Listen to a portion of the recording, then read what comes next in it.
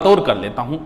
आपकी रुचि कैसे पैदा करनी है, कहां तक होत के पहुंचता है, आप जिस धाम की यात्रा के लिए आए हो, मोक्ष प्राप्ति के लिए आए हो, मोक्ष कैसे प्राप्त करना है, आप जहां तक पहुंच रहे हो वहां तक पहुंचने के लिए आपको 4 धाम की यात्रा करनी होगी। कौन कौन से 4 धाम है? पहले धाम का नाम है कोच्चि, दूसरे धाम का नाम है नोट्स भी बोल रहे कई शाना, इंग्लिश इतनी मेरी है। इसके बाद में तीसरे धाम का नाम है गाइड और चौथे धाम का नाम है टेक्स्ट बुक्स। और इन धाम से होते हुए आदमी लास्ट धाम की ओर पहुंचता है जिसका नाम है नौकरी। यहां पर मनुष्य को मोक्ष की प्राप्ति होगी। बातें तो इधर उधर करके बता रहा हूं, लेकिन समझ जाना कि क्या कहना चाह रहा हूं। गूढ़ बातें हैं, अब समझो। जाकी रही भावना जैसी हरि मूर्त देखी तिन तैसी।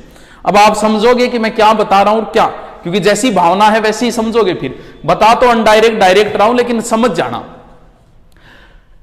खूबसूरती होगी, हर कोई युवा इसके लिए जाग रहा है, रातों को जाग रहा है, दिन को जाग रहा है, इधर उधर घूम रहा है, इन धामों की यात्राएं राय ले रहा है। पता नहीं घर वालों को छोड़ के कोई जमीन बेच के आया है, कोई कैसे आया, कोई पैसे उधार लेके, कोई ब्याज लेके, लेकिन सारे के सारे इसी के लिए भाग रहे हैं। तो यार बड़ी खूबसूरत होगी। खूबसूरत तो है ना, तो लड़का खूबसूरत होता है और ना ही लड़की खूबसूरत होती। कहते हैं कि ये लड़की खूबसूरत है, ये लड़का खूबसूरत है। नहीं, तुम नौकरी लगो, तुम खुद ही खूबसूरत हो जाओगे। कलाम साहब कितने खूबसूरत थे। कभी कोई आईएएस देखा है? बद्दा होता ही नहीं, क्योंकि नौकरी खूबसूरत है, आदमी का खूबसूरत होता ही नहीं है। तुम सोचो, सिर्फ कल्पना करनी है। अभी बेरोजगार हो लेकिन कल्पना तो कर ही सकते हो। मान लो तुम्हारे लिए रिश्ता आए, वो 2nd ग्रेड लगी हुई हो, अय होय, क्या देखने जाओगे? क्या नाम नहीं लोगे देखने का? बोल बस कर दो, मूर्त मार्त ना देखो, जे मांस न कर दो, बोले कर दो बस। अब कल्पना करो कि तुम्हारे लिए रिश्ता आए, वो आईएएस अधिकारी लगी हुई है, क्या देखने जाओगे? क्या नहीं जाओगे? नाटक ही नहीं करोगे। क्यों? क्योंकि आदमी का खूबसूरत नहीं होता, खूबसूरत तो ये नौकरी होती है। और इसके लिए जो अंतिम धाम है बुक्स, किताबों से मोहब्बत करनी पड़ेगी खूबसूरत बनने के लिए। ये खूबसूरती तो 25-30 साल तक होगी, उसके बाद नहीं है ये खूबसूरती। खूबसूरती तो ये रहेगी, कुछ भी नहीं मेरी जिंदगी में सिवाय किताबों के। जब तुम आओगे मुझे बदला हुआ ही पाओगे, कुछ भी नहीं मेरी जिंदगी में सिवाय किताबों के। तुम्हारी ख्वाहिश थी मेरा कमरा सजाने की, पर मेरे कमरे में सिवाय किताबों के कुछ भी नहीं। अब तो बस चारों ओर किताबें हों और किताबें ही किताबें हों। लेकिन किताबों तक पहुंचने का ये रास्ता बताता हूं, कैसे रुचि पैदा करनी है, कैसे पहुंचना इस धाम तक। जीके में कैसी रुचि पैदा होगी आपकी। नौकरी के लिए, अरे आप बोलोगे नहीं थोड़े दिनों बाद तो वो दिन दूर नहीं है। अभी तो आप बाबूजी होटल में खाओ, वो दिन दूर नहीं है। किसी प्रोग्राम में जाओगे ना, पास वाला आपसे पूछेगा, क्यों पूछ रहा है ये और बता दो। वो आपसे पूछेगा भाई साहब करते क्या हो, नाम तो बाद में पूछेगा, करते क्या हो, क्यों। इस सवाल का जो जवाब आएगा उसके बाद वो निर्धारित करेगा कि आपको कितनी इज्जत देनी है। थे को करण ने तो के कराई लाग रहा गठी, अब वो आपको कोई इज्जत नहीं देगा। अब आप बोलो पुलिस में हूं, अच्छा पुलिस में हो गए गढ़ा ड्यूटी बीकानेर, और बीकानेर तो हमारा है, फूंपो जी थर्ड नंबर दो। आपको किस लिए पूछ रहा है, आपको कितनी इज्जत देनी है। तो ये तो बड़ी खूबसूरत है। आप तो बोलोगे नहीं, थोड़े दिनों बाद आपकी सेक्रेटरी बोलेगी और उस सेक्रेटरी का नाम होगा नौकरी। लेकिन इस धाम तक पहुंचने के लिए इतनी यात्राएं करनी पड़ेगी। कौन से धाम पे ज्यादा ठहरना है, कौन से धाम पे नहीं ठहरना है, वो सारी बताता हूं। सबसे पहले जब दिमाग में नौकरी आती तो आदमी सबसे पहले इसी धाम की ओर रवाना होता है। ये एक कोचिंग का एक कीड़ा है जो दिमाग के अंदर है, इसे मारना है। इट्स डिपेंड ऑन यू कि कहां मारते हो, कितने पैसे में मारते हो, ये तो आप पे डिपेंड करता है। कुछ लोग इस कीड़े को बड़ी जगह जाके मारते हैं और कुछ छोटी जगह पे भी इस कीड़े को मार लेते हैं, क्योंकि उन्हें तो पता है कीड़ा है, मारना है। बीमारी तो एक ही है, उसका चाहे जयपुर इलाज कराओ, चाहे सिक्कर कराओ, चाहे यहां करवाओ, बीमारी एक ही है। कोई बड़ी बीमारी हो जाए, छोटी बीमारी जुकाम है, जुकाम के लिए जयपुर जाओगे क्या? भी जुकाम है, कैंसर के लिए जाना पड़ेगा, यहाँ इलाज नहीं है। तो ये बीमारी कोई ज्यादा बड़ी नहीं है, छोटी बीमारी है। अब आईएएस एक बड़ी बीमारी है, बड़ा कीड़ा है, इसके लिए तो भाई साहब बड़े धाम की ओर जाना पड़ेगा। लेकिन नॉर्मल जो है, आप तैयारी कर रहे हो 2nd ग्रेड 3rd ग्रेड, तो इतनी जरूरी नहीं है। अब ये कीड़ा जो है ना, बड़ी जगह पे मारोगे ज्यादा पैसे, जितनी बड़ी जगह उतनी बड़ी झूठ। आपको देखा होगा, मैंने तो सब जगह देख लिया। मैंने तो जैसे आप सेमिनार में जाते हो तो उस समय ऐसा माहौल पैदा किया जाता है, थारियां जोश आ जाओ का आग लगा देंगे आप तो, खड़ो निमेड़ो ही कर देंगे आप तो। क्योंकि जब कहा जाएगा हमारे नोट्सों से बाहर नहीं जाता एक भी पर्सन, टाबर सोचा आ लो आंग नोट्सों बारह तो जाई को। फिर एक आए कहो मेरे नोट्सों में से 85% पर्सन आएंगे, टाबर सोचा बस हो गया सिलेक्शन। तो ये जो डायलॉग तुम पे मारा गया है, तुमसे पहले हजारों छात्रों पर मारा जा चुका है। नहीं विश्वास होता तो 3 महीने 4 महीने पहले कोई करके आए, उससे पूछो कि क्या ये डायलॉग तुम पर मारे गए थे कि नहीं। वो को हाँ यार ये डायलॉग मार पर मारा, तो ये तो सब पे चल रहे हैं, तुम पे नहीं चल रहे। अगर कोई कहता है ना, कोई ज्योग्राफी और पॉलिटिकल का टीचर कहता है ना कि मेरे करवाई में से बाहर नहीं जाता, उसे पिछली 2nd ग्रेड के पेपर में पूछ लेना कितने आए थे। हिस्ट्री का बोल रहा है तो पीछे पटवार का दिखा देना, पिछले पटवार के पेपर में कोचिंग वालों ने की जारी नहीं की थी, पर्सन ही नहीं मिले, 10 दिन बाद तो की जारी की लोगों ने। साइकोलॉजी का कोई कह रहा है तो पीछे रीट में पूछ लेना कितने आए थे। हिंदी का कोई कह रहा है ना तो आरपीएससी ने एक बार पटवार का पेपर लिया था, आज तक उत्तर नहीं मिल रहे, उसको पूछ लेना कि उसमें कितने आए थे आपके करवाए। ये तो सिर्फ और सिर्फ एडमिशन करवाने के लिए बातें बोली गई है, ज्यादा सीरियस नहीं लेना इनको। लड़कियां बड़ी सीरियस हो जाती है ना, गुरुजी से ही करे, लड़के को बड़ी जल्दी समझ में आती है। लड़कों पीछे बैठा है बतलागा पुटो यार बहुत में करियर है, जबकि इस दाम में पहली बार कोचिंग का उद्देश्य सिर्फ इतना रखो कि तुम्हारी बुकों में रुचि पैदा हो जाए। अध्यापक वही है जो आपकी विषय में रुचि पैदा करता है, ना कि कितना % है, इसका कोई महत्व नहीं है। मैंने जिससे भी पढ़ी कभी उन गुरुजी का एक भी नहीं आया होगा पर्सन, लेकिन फिर भी सम्मान करता हूं। क्यों? क्योंकि उन गुरुजी ने मेरी विषय में रुचि पैदा कर दी। मान लो कि मैं आपको इतिहास करवा रहा हूं और करवाए में से 100 में से 100 आ गए पर्सन, लेकिन आपकी इतिहास में मैं रुचि पैदा नहीं कर पाया तो आप पुलिस वाले भी नहीं बनोगे। अगर मैंने इतिहास में आपकी रुचि पैदा कर दी कि यार इच्छा हुई इतिहास पढ़ने की, फिर चाहे मेरे करवाए में से कुछ भी ना आए, पुलिस छोड़ो आप लेक्चरर भी बन सकते हो अगर इतिहास में आपकी रुचि हो गई। ज्योग्राफी पढ़ाने वाले टीचर ने अगर आपकी ज्योग्राफी में रुचि पैदा कर दी, छोड़ो पुलिस क्या, तुम कॉलेज लेक्चरर बन जाओगे, आईएएस बन जाओगे। उद्देश्य इतना ही रखो कि वो अध्यापक आपकी विषय में कितनी रुचि पैदा कर पाता है, यह डिपेंड करता है कितना आता है। गुरुजी छोड़ो इन चीज ने, कोई मतलब नहीं इन चीजों की आपका करवाएं कितना आए कितना, रुचि पैदा हुई कि नहीं हुई। अगर रुचि पैदा हो गई उसी दिन कोचिंग छोड़ देना, जब तुम्हारी घर पे आके किताबें पढ़ने का मन लगे ना उसी दिन छोड़ देना। लेकिन सबसे लड़का तो छोड़ देता है, लड़का 3 महीने 2 महीने आता है, फिर लाइब्रेरी पढ़ना शुरू कर देता है, उसे समझ में आ जाती है बात। ऐसे ऐसे मैंने देखा है मात्र 20% सिलेबस बचता है और 3 महीने आते रहते हैं। अरे बाऊ बोलो कुण वेगो, अरे भगतो बहुत बोला हो रहे।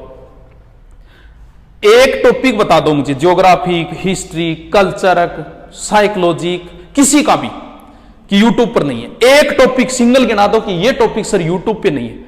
डीपली से डीपली चाहे साइंस का किसी का भी सर्च मार के देख लो, किसी ना किसी बंदे का डाला हुआ मिलेगा। तो यार जो 20 बच्चा है वो वहां सहयोग ले ले, कोई जरूरी थोड़ी है कि 20 के लिए तू 3 महीने और खराब करेगा। पहली बार लड़के तो कम ही आते, लड़के दूसरी बार कोचिंग नहीं करते, लड़कियां फिर इस कोचिंग को छोड़ के दूसरी कोचिंग में। अरे तू इसी धाम में अटकी हुई है, अभी तो 3 धाम और पड़े हैं, पहुंचेगी कैसे? इसको जितना जल्दी हो सके उतना जल्दी छोड़ना, उतना ही फायदा होगा। दूसरी बार भी मन करता है, बुलाती है मगर जाने का नहीं। दूसरी बार है, एक बार हो गया बस, आपकी रुचि पैदा होगी उसी दिन छोड़ देना इस धाम को, क्योंकि जितना जल्दी छोड़ोगे उतना जल्दी आगे बढ़ोगे। अब इस धाम के बाद आगे वाले धाम, ओ हो नोट्स, ये तो शौक भाई साहब, बिंगी पीडीएफ दे देर, बिंगी दे देर, बिंगी दे देर। आप कभी टोंक फाटक पे जाके एक आवाज लगाना, बी कोचिंग का नोट्स, भाई साहब लाइन लग जाएगी आपके सामने। बड़ी कोचिंग का नोट्स ज्यादा चाहिए। अरे तू जिस कोचिंग की बड़ी कोचिंग की बात कर रहा है, और उसने कितने बच्चे पढ़ा दिए, अगर उन नोट्सों से होता तो सिर्फ उनके ही होंगे। पोस्ट तो पुलिस की 5 जा रही है, बड़ी कोचिंग वाले 20-20 हजार पढ़ाएंगे, तो फिर वही लगेंगे, बाकी तो कोई लगेगा ही नहीं। तो फिर नोट्स क्या है? तानिया जी फिल्म का एक डायलॉग है कि तलवार वही विश्वसनीय होती है जो खुद की बनाई हुई हो। कोचिंग में गुरुजी आपको पढ़ा रहे हैं, मान लो कैसे बुक्स में रुचि कैसे पैदा करनी है, पहले दिन से ही पैदा करनी है इसको। देखो, मान लो मैंने आज आपको कोई टॉपिक पढ़ाना शुरू किया, जैसे मैंने एकीकरण पढ़ाया। हर बार बोलता हूं कि जब मैं लिखवा दूं टॉपिक के बाद में 3 या 4 लाइनें छोड़ देना, लेकिन शुरू से ही आदत पड़ी है, छोड़ते ही नहीं। यहां जो करवा रहे हैं उनको कुछ बच्चे रफ में लिखते हैं, फिर फेर में लिखते हैं। अरे इससे क्या फायदा होगा तेरे को, ये तो बता यार। तेरे को लिखना है, तेरे को पढ़ना है, यहां रफ में लिखे, घर जाके लिखे, क्यों टाइम खराब कर रहा है? 8-8 घंटों के फिर दोबारा लिखेगा तू, 4-4 घंटे वैसे खराब कर रहा है। जो मैंने एकीकरण करवाया इसे घर जाके पढ़ेगा 10 मिनट लगेगा, जबकि रफ में लिखे फेर में लिखेगा 1 घंटा लगेगा। तू तो बड़ा समय का बचाव कर रहा है यार। लिखना यही है जो कुछ लिखना, और प्रत्येक टॉपिक के बाद में 4 लाइनें छोड़नी है। कैसे? गुरुजी ने करवा दिया आपको, जैसे अरावली करवाई, आपने 4 लाइनें छोड़ दी। अरावली आपने गुरुजी करवाई, बात याद ही है, वो तो सबको याद है। लेकिन आपको तो भाई साहब 15 नहीं 18 लाख फॉर्म भरे गए, 18.17 है शायद, 18 लाख पुलिस के फॉर्म भरे गए, जबकि पोस्ट तो 5000 ही है। 18 लाख में से 5000 बंदे लेने हैं उसे। तुम्हारी अगर नहीं पढ़ रहे तो तुम्हारी कतई जरूरत नहीं है उसको। 5000 बच्चे चाहिए उसे, तो उसे पढ़ने वाले मिल जाएंगे, तुम्हारी जरूरत ही नहीं है। 5000 वो मिल जाएंगे जो अच्छा अध्ययन कर रहे हैं, उसे 5000 वो लड़के मिल जाएंगे जो 18-18 19-19 घंटे पढ़ते हैं। तुम्हारी जरूरत ही नहीं है, घर जाओ चाहिए। तुम 2 घंटे 3 घंटे पढ़ के शहंशाह बन रहे, तुम्हारी कतई जरूरत नहीं है। क्यों? अब 18 लाख में से 5000 उसे पास करने हैं ना, तो बाकी लोगों को ये पेपर तुम्हें पास करने के लिए नहीं, फेल करने के लिए लिया जा रहा है। भूल मत जाना इस बात को। बहुत बार मैं कहता हूं कि गुरुजी के पढ़ामो कोचिंग हम करवा, अभी छोड़ के बाकी सारों पढ़ ले, वही आओगे। एसआई का पेपर वहां हमेशा बच्चों को बोलता हूं भैया कोचिंगों में वर्ण संधि समास उपसर्ग प्रत्यय करवाए जाते हैं, इनको छोड़ के बाकी पढ़ लेना, वही आएगा। और एसआई के पेपर में संधि का 1%, समास का 1%, बाकी सारे प्रश्न पूछे प्रायवाची वगैरह जो कोचिंगों में नहीं करवाए। अरे पेपर बनाने वाले को पता है ना। पहले पुलिस का पेपर 2010 की बात है, राजस्थान जीके पूछा गया, बी पार्ट, बच्चों ने राजस्थान जीके रट लिया। बोले अब क्या करें? आगे वाले में उसने साइंस पढ़ ली, साइंस डाली। बच्चों ने क्या किया? कोचिंगों ने बच्चों ने साइंस पढ़नी शुरू कर दी। बोले यार अब क्या करा, फेल किया करा। आगे वाले में उसने कंप्यूटर पूछा, अब कंप्यूटर रटना शुरू। उसे पता है कि कोचिंगों में क्या करवाए जाते हैं, बच्चे क्या पढ़ता है। तुम कई बार सोचते हो ये टॉपिक टफ है, नहीं आएगा। क्यों नहीं आएगा भैया? वहीं से आएगा। इजी तो सबको ही आते हैं। पेपर तुम्हें फेल करने के लिए लिया जा रहा है, इस बात को मत भूल जाना। तुम्हें पास करने के लिए नहीं लिया जा रहा। तो वो चीजें पूछी जाएगी जो कोचिंग हुआ तो फिक्स मैटर होता है, वही करवाया जाता है। विश्वास नहीं होता तो आपसे जो पहले बंदे करके गए उनके नोट्स मिला लेना। और कुछ लोगों के तो 20-20 साल से वही नोट्स चल रहे हैं, वही लाइनें चल रही है, एक लाइन तक नहीं बदली है। अरे पैटर्न पूरा बदल गया, उनकी एक लाइन तक नहीं बदली है। तो भैया इनके भरोसे मत रहना, अपने तैयार करना। जैसे अरावली गुरुजी ने करवाई, अरावली तो गुरुजी ने करवाई, वो तो तैयार ही है। चाहे कोई कितनी गप मार ले, कितना ही झूठ बोल ले, हमेशा रिकॉर्ड रहा है 100 में से 10 से 15 बच्चों का ही सिलेक्शन होता है। और वो इस तरीके से पढ़ते हैं। बाकी तो जो गुरुजी कराए भी तो रट लेगा। वह देखे इतना मुझे और थारों पहले बहुत पढ़ के गए, इतना को नहीं होनो, इतो तो सारा ही पढ़ेगा। अब अरावली आप अपनी किताब में पढ़ो, यहां रुचि पैदा करनी है आपको, तो गाइड और बुक में करनी है। अरावली आप अपनी किताब में पढ़ो। गुरुजी वाला तो याद है, किताब में पढ़ो, उसमें कोई नई चीज आएगी कन्फर्म आएगी, पूरा कोई करवा ही नहीं सकता। तो जो नई चीज आएगी वो आप उन नोट्सों के अंदर डाल दो कि ए 4 चीज गुरुजी को नहीं बताई, ए आपने डाल दो। ये नोट्स आपके बाद में बहुत काम आएंगे। कब? एग्जाम के वक्त। आपके पास जो किताब है उस किताब को एग्जाम के वक्त आप रीडिंग नहीं मार सकते। क्यों नहीं मार सकते? इतनी मोटी किताब को कैसे मारोगे? 1 महीना बचा है, उस समय आपके नोट्स काम में आते हैं। नोट्सों को आप पूरे आपके ज्योग्राफी या हिस्ट्री के मेरे जो नोट्स है आप बनवा रहे हैं, आप भी बना रहे हो, वो आप 1 घंटे में पूरा पढ़ दोगे। लेकिन क्या 1 घंटे पूरी इतिहास की बुक पढ़ दोगे क्या? ना गुरुजी कौन पढ़ी से। तो ये काम आएगी एग्जाम के वक्त। अब बीच बीच में इन स्टेपों से जब एक भक्त गुजरता है तो बीच में कुछ लोगों से राय भी लेता है, विचार विमर्श करता है। आदमी राय हमेशा अपने आदर्श से लेता है। आदमी अपना आदर्श उस व्यक्ति को मानता है जो व्यक्ति अपने जीवन में सक्सेस है, सफल है।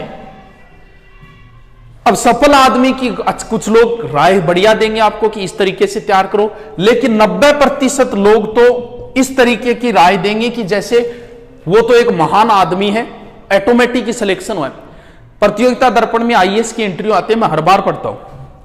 तो उस इंटरव्यू में मैंने जितने भी लोगों के इंटरव्यू देखे तो उनमें पूछते हैं कि कितने घंटे पढ़ते थे, और मैंने आज तक किसी का नहीं देखा 5 से 6 घंटे। बस यही लिखा था हम अमूमन 5 से 6 घंटे पढ़ते थे। तो भाई बाकी टाइम क्या करते हो तुम? यार 5-6 घंटा पढ़ के आईएएस बन के वाह यार, तो पुलिस में नहीं बन रहे लोग, ऐसा क्यों माहौल बना रहे हैं? पिछली बार एक आईएएस का इंटरव्यू हुआ, बड़ा अफसोस हुआ मुझे पढ़ के, जब उसने ये कहा कि मेरा गर्लफ्रेंड की वजह से सिलेक्शन हुआ था, लोग तुम्हें आदर्श मानते हैं। महाभारत में भगवान कृष्ण कहते हैं कि दुनिया में ऐसी कोई चीज नहीं है कि जिसे मैं प्राप्त न कर सकूं, लेकिन फिर भी मैं काम कर रहा हूं। क्यों कर रहा हूं? क्योंकि लोग मुझे आदर्श मानते हैं, लोग मुझे दृष्टांत मानते हैं। जब मैं काम नहीं करूंगा तो लोग मुझे दृष्टांत मान के काम नहीं करेंगे, मुझे करना पड़ेगा काम। तो वो लोग जो सफल हो गए वो ऐसी राय दे रहे हैं, गर्लफ्रेंड से सिलेक्शन हुआ, एक कह रहा है मैं आईपीएल देखता था, एक कुछ भी बोल रहा है कि 5-6 घंटे से ज्यादा पढ़ता नहीं था, तो बाकी काम क्या करता था रे तू? तो ये क्या है? अब आप जैसे गांव में किसी का सिलेक्शन हुआ, 2nd ग्रेड में हुआ, 1st ग्रेड, आप राय लेने के लिए जाते हो। अब देखो कोई जो सही है वो तो सही दे देगा, बाकी 90% कैसी राय दी? थोड़ा सर सिलेक्शन है, थोड़ा बताओ उनके। अरे ना रे, मन तो बेरो ही को नहीं हो, वो सागारो फोन आयो, बोलो रे कोलेटर आ गयो है, यार गाड़ी कर रखी तुम चालनो पड़ो, जुद मत सागे गयो, जुद हो। वाह यार, इतनी जल्दी दिन भूल गए बेरोजगारी के। और सत्य है, लोग भूल जाते हैं अपने दिन। 3rd ग्रेड में जिनका सिलेक्शन हुआ, बड़ी मेहनत से सिलेक्शन होता है। सिलेक्शन होने के बाद पता है क्या करते हैं? 2nd ग्रेड जैसे 3rd ग्रेड में सिलेक्शन हो गया, अपनी बेरोजगारी के दिन भूल जाते हैं, और जब तैयारी करते हैं तब तो बोलते हैं कि पाकिस्तान में ड्यूटी आई तो वहां भी कर लेंगे। फिर ड्यूटी आ गई डार्क जोन में, फिर 3rd ग्रेड में सिलेक्शन है, फिर दोबारा 3rd ग्रेड का पेपर देते हैं, किसी एक बच्चे के आगे फिर आते हैं, वो कहते हैं वेटिंग निकल जाए, काई की निकल जाए, कब निकलेगी। ऐसे करने से आप किसी एक व्यक्ति के आगे नहीं आ रहे, आप 10 लोगों का रोजगार छीन रहे हो। आप 10 लोगों को, यानी 10 लोग पालते हैं, एक नौकरी लगाओ, आदमी 10 लोगों का पालन पोषण करता है, तू उन 10 लोगों के आगे आए, तूने अब किसी का रोजगार छीना है। पुलिस में ऐसा बहुत है, पुलिस का पेपर देते हैं, दोबारा फिर पेपर देते हैं, अरे क्या हासिल हो गया? नौकरी का जहां भी करनी है कर ले। कम से कम इस तरीके से 10-10 लोगों के भूल जाते हैं लोग, अपने जो दिन है बेरोजगारी के वो दिन भूल जाते हैं, और बड़ी जल्दी भूल जाते हैं। तो राय भी आपको ऐसी ऐसी दी जाएगी, और कई तो उठपटांग भी दी जाएगी। चलो उनका जिक्र न करते हुए यहां तक पहुंचो, 3रे स्टेप पे। अब देख लो, 3रे स्टेप तक मुझे पहुंचने में इतना टाइम लग गया, तो आपको तो कितना लगेगा देख लो। 3रे स्टेप पे जब आदमी पहुंचता है, एक गाइड चाहे कोई ले आओ, घटिया से घटिया ले आओ कि आपको लगे इससे घटिया कोई गाइड नहीं है, वो ले आओ। गाइड आपको लानी पड़ेगी, जिसकी आप तैयारी करो उसकी एक गाइड जरूर लेके आओ, क्योंकि इससे आपको पता चलता है क्या सिलेबस है, क्या है। एक गाइड से बाहर कितना का मैटर जाता है गुरुजी? 5%। बिल्कुल, मान लो अभी पेपर हुए हैं 1st ग्रेड का, फेसबुक पे पोस्ट देख लेना, एक भी पोस्ट मैंने नहीं देखे, सारी पोस्टें ऐसी देखी है, हमारी बुक से इतने पर्सन आए, हमारी बुक से इतने पर्सन आए। किसी कोचिंग वाले ने नहीं डाला कि मेरे नोट्सों से इतने पर्सन आए, किसी कोचिंग के अध्यापक ने नहीं डाला मेरे नोट्सों से इतने आए। नहीं आते भैया, फेंकने की बातें होती है, वो किताबों से आएगा। पिछली बार राजस्थान पुलिस के बी पार्ट में कोई कोचिंग वाला कह दो कि मेरे नोट्सों में से आया था, लेकिन किसी ना किसी किताब से तो आए हैं। इसलिए ज्यादा कोचिंग नोट्सों के पीछे मत भागो, अपनी गाइड अपनी बुक से नोट्स बना लो अगर सिलेक्शन चाहते हो तो। वो तो फेंकने की बातें होती है। गाइड के अंदर ना गुरुजी 5 को नहीं, ज्यादा जाए, चलिए आप 10 उड़ जाते हो ना गुरुजी, ज्यादा जाए, चलिए यार 15 उड़ जाते हो ना गुरुजी, 20% मैटर 12 उड़ जाए रहे तो कोई नहीं जान दे यार 20%, फिर भी 80 बच रहे हैं। अरे तो तेरो तो 80 में सिलेक्शन होने लाग रहे, फिर क्यों इन्हें भी ना भासतो फिर? एक गाइड को रट दो, पेज तक याद हो जाए तो दूसरी ले लेना। पेज याद होने का मतलब, जैसे कोई प्रश्न आया कि मेवाड़ मुगल संधि कब हुई, तो ऐसे होना चाहिए कि भाई पेज गए ई साइड में इन्हें नीचे नीचे लिखे है, इनको मतलब पेज याद होगा, फिर तू पढ़ ले चाहिए। बाकी एक तो पहले रट ले कि उसमें जो भी कुछ है मैं पहले तो ये रटूंगा। एक गाइड से अगर आप पहुंच गए यहां तक, इसमें कभी पहले रुचि नहीं होती है। ये लास्ट दाम है, राइटरों की बुकें आदमी सबसे अंत में पढ़ता है। जिस दिन तुम्हारा गाइड पढ़ने का मन करने लग जाए, समझ लो सिलेक्शन के नजदीक पहुंच गए। अगर आपका राइटरों की बुक पढ़ने में आनंद आने लगा तो समझो अब तो आप परम धाम के नजदीक ही हो। अगर यहीं अटके हुए हो तो बहुत दूर हो। जितना जल्दी हो सके छोड़ देना, जितना जल्दी हो सके। यहां तक बुक में अगर रुचि हो गई अच्छे अच्छे राइटरों की, तो फिर तो कहना ही क्या भाई, फिर तो आपको जरूरत ही नहीं पुलिस की, आप तो फिर कॉलेज लेक्चरर भी बन सकते हो। और जब यहां पहुंचोगे, सर लग जाएंगे क्या? अरे क्या लग जाएंगे यार। 21 साल का एक, अभी आरजेएस का रिजल्ट आया था, 21 साल का एक लड़का जिसका नाम था मयंक प्रताप सिंह, 21 साल का एक लड़का जज बन गया था। 21 साल को गुरुजी, हाँ 21 साल को, 25-25 का थे हो गया था, याद आ गई है। जिस उम्र में तुम कोचिंगों में घूम रहे हो उस उम्र का एक लड़का जज बन गए। जिस उम्र में तुम लोगों की गाड़ियों में बैठ के आ रहे हो उस उम्र का एक लड़का सरकार से गाड़ी ले ली। जिस उम्र में तुम मकान ढूंढते फिर रहे हो उस उम्र के एक व्यक्ति ने, एक लड़के ने, और भाई साहब सरकार से मकान ले लिया। अब कलेक्टर भी उसके सामने खड़ा होगा, प्रोटोकॉल होता है अपना अपना, जज है भाई साहब, वो सामने खड़ा कर सकता है किसी को भी। वो जज बन गया। तुम जिस उम्र में लड़कियों के पीछे घूम रहे हो ना उस उम्र में क्या सजा देनी है वो ये डिसाइड करेगा 21 साल का एक लड़का। तुम जिस उम्र में फेसबुक पे सर्च मार रहे हो उस उम्र का एक लड़का जज बन गया, न्यायाधीश बन गया, राजा बन गया। न्याय करने का अधिकार राजा को होता था, राजा बन गया एक लड़का। इनके मां बाप तो गर्व करते होंगे कि यार क्या बात है, इनका समाज भी इन पे गर्व करता होगा कि 21 साल का जज बन गया। हर मां बाप यही चाहते होंगे कि हमारा बेटा भी मयंक प्रताप सिंह जैसा बने। बन तो तुम भी सकते हो, लेकिन इन धामों से यात्रा जैसे करनी है वैसे करते। जीके में बड़ी समस्या आती है और जीके सबसे ज्यादा जुड़ गया। तो किताबों में बता दिया जो गुरुजी करवा रहे हैं, फिर किताब में से निकालो। दूसरा, अगर शॉर्ट तरीका अपनाओ, ये तो पढ़ना ही, इसके अलावा एक जिला दर्शन की बुक लाओ, आप वैसे भी पढ़ सकते हो। अरे कितने जिले हैं, 33 ही तो जिले हैं। एक जिले को आप 1 घंटा भी देते हो, 2 घंटा 3 घंटा जिला का देने का मतलब उसमें सारा मैटर लो। फिर जिला दर्शन की आप बुक लाओ, उसमें कोई मंदिर आया, जैसे अजमेर पढ़ रहे हो, ख्वाजा मोइनुद्दीन चिश्ती की दरगाह अजमेर में, आपकी 33 जिलों की बुक में इतना ही मिलेगा। लेकिन आप इतने नोट्स तैयार करो कि ख्वाजा मोइनुद्दीन चिश्ती की बातें निकाल के वहीं और लिख दो। 33 जिले, एक जिले को 1 दिन दोगे तो भी भाई साहब 2 दिन 3 दिन दोगे तो भी 3 महीने में राजस्थान तो ऐसे हो जाएगा। तो जिला दर्शन की भी एक बुक ले आओ और उस बुक में से प्रत्येक जिले का, एक जिले का उस बुक में से मैटर निकाल के फिर कम से कम 3 पेज बीच में छोड़ो और फिर आपको जो भी बातें जिले की आती जाए उसमें डालते जाओ। देखो लास्ट टाइम में आप 33 जिले तो ऐसे ऐसे उंगलियों पे कर दोगे।